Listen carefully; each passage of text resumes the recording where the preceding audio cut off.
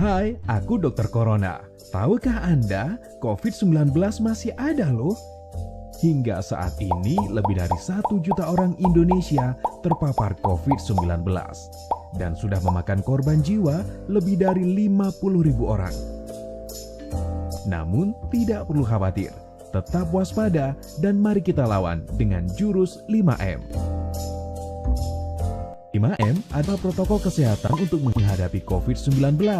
Apa saja isi dari 5M tersebut?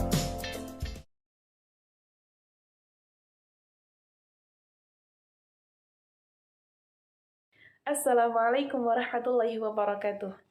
Bertemu lagi dengan saya Faizatul Ummah, mahasiswa Fakultas Sains dan Teknologi, Program Studi Biologi, UIN Maulana Malik Ibrahim Malang. Kali ini izinkan saya menyampaikan sedikit sosialisasi tentang pentingnya prokes 5M dan pentingnya vaksinasi. Teman-teman, kita semua tahu bahwasanya pandemi COVID telah memasuki tahun kedua di Indonesia. Hal ini tentu sangat berimbas dengan berjalannya kegiatan kita sehari-hari yang menjadi terkendala. Oleh karena itu, dengan adanya pemberlakuan prokes 5M ini diharapkan bisa menekan laju pertumbuhan virus corona di Indonesia. Baik, langsung saja, apa sih itu prokes 5M? M yang pertama adalah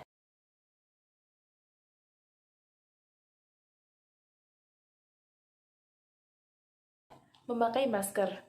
Kita wajib banget menggunakan masker apalagi ketika hendak keluar dari rumah. Kenapa sih kok wajib banget? Karena mungkin dulu awal ada COVID di Indonesia, yang wajib memakai masker hanyalah orang-orang yang bergejala dan orang yang sakit. Namun lambat laun, ternyata virus corona ini bisa menginfeksi seseorang tanpa menimbulkan gejala. Hal ini sangat perlu kita waspadai, karena kita tidak tahu siapa-siapa yang telah terpapar oleh virus corona. Maka dari itu, memakai masker akan menjaga kita dan orang lain dari terpaparnya virus corona. Jangan lupa, pakailah masker secara berkala dengan penggantian minimal 4 jam. Jika itu masker kain, maka bisa dicuci lagi untuk digunakan kembali. Jika itu masker sekali pakai, maka langsung buang. Baik, kita lanjut.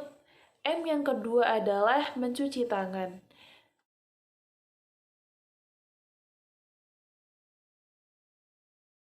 M yang kedua adalah mencuci tangan. Lakukan pencucian tangan secara berkala dengan menggunakan air bersih yang mengalir serta sabun dengan kadar alkohol minimal 60% untuk keefektifan membunuh bakteri-bakteri yang ada pada tangan. Lakukan pencucian tangan secara berkala, terutama setelah makan, ketika hendak makan, setelah dari kamar mandi, setelah merawat orang sakit, atau setelah melayani anak kecil. Jika tidak ada air bersih mengalir, maka gunakanlah hand sanitizer dengan kadar alkohol di bawah 70% untuk tetap menjaga sanitasi tangan. Hal ini sangat penting kita lakukan karena kita tidak tahu di mana virus itu nempel, entah di buku atau di makanan. Kita nggak tahu ada di mana virus itu. Jadi, mencuci tangan adalah salah satu prokes yang sangat penting dilakukan. M yang ketiga adalah menjaga jarak. Hindari kontak fisik dengan orang lain termasuk berjabat tangan, apalagi berpelukan atau sampai cipika-cipiki. Jangan berpergian ke tempat umum. Lakukan social distancing dengan jarak 1-2 meter setiap kita menemukan antrian. Lakukan pekerjaan dari rumah jika bisa dilakukan. Jika tidak, maka tetap lakukan dengan tetap mematuhi protokol kesehatan. Hal ini akan menekan lajunya pertumbuhan virus dan mengurangi resiko penularan virus dalam diri kita dan orang lain. Kita juga bisa mengganti belanja kita sehari-hari dengan menggunakan layanan dari Grab atau Gojek, memesan makanan dari Grab atau Gojek, dan lain sebagainya. Karena saat sekarang ini teknologi merupakan hal yang sangat canggih sekali sehingga memudahkan kita melakukan semuanya secara virtual.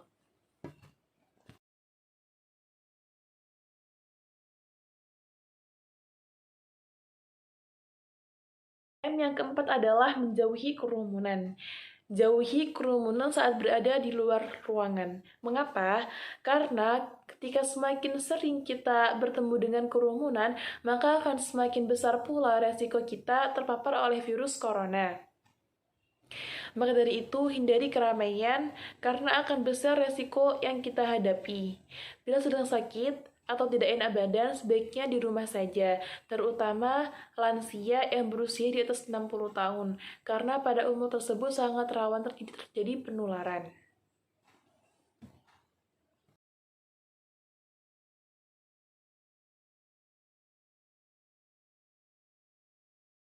Yang kelima adalah mengurangi mobilitas. Semakin besar kita keluar di rumah, maka akan semakin besar resiko yang kita hadapi untuk tertular oleh virus corona. Jika tidak ada keperluan yang mendesak, maka cukup lakukan semuanya dari rumah. Jikapun ada, maka lakukanlah dengan tetap mematuhi protokol kesehatan yang tersedia. Dengan demikian, kita akan menjaga diri sendiri serta orang lain untuk tetap waspada dan menurunkan resiko penularan oleh virus corona.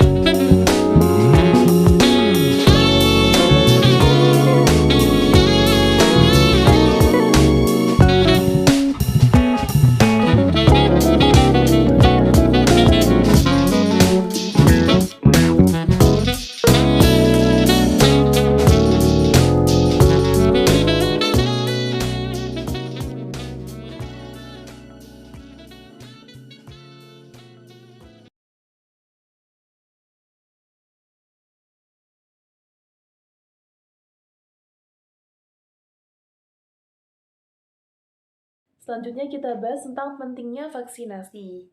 Vaksinasi bertujuan untuk membuat sistem kekebalan tubuh seseorang mampu mengenali dan cepat melawan bakteri atau virus penyebab infeksi. Meskipun tidak 100% efektif untuk mencegah laju penyebaran virus corona, vaksin ini dapat memperkecil kemungkinan terjadinya gejala yang berat dan komplikasi akibat COVID-19. Jadi, dengan mendapatkan vaksin COVID ini, Anda tidak hanya melindungi diri sendiri, tapi juga orang lain dari penularan virus corona. Biasanya vaksin ini dilakukan 2 kali. Vaksin yang pertama, 2 minggu kemudian, baru vaksin yang kedua. Lakukan secara maksimal apapun yang kita bisa, dan jangan lupa terus ikhtiar dan berusaha serta berdoa agar COVID ini tidak semakin panjang ke depannya dan agar cepat selesai. Demikian yang bisa saya sampaikan. Kurang dan lebihnya mohon maaf dan terima kasih. Akhirul kalam. Wassalamualaikum warahmatullahi wabarakatuh.